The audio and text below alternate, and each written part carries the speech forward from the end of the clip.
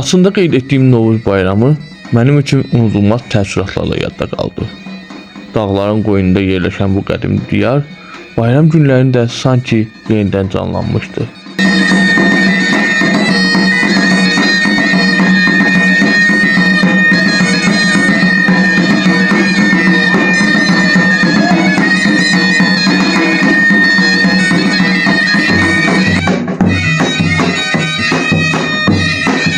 Laçının saf havası, təbiətin oyanışı və milli adətlərimizin qorunaraq yaşadılması bu bayrama xüsusi ruh qatırdı.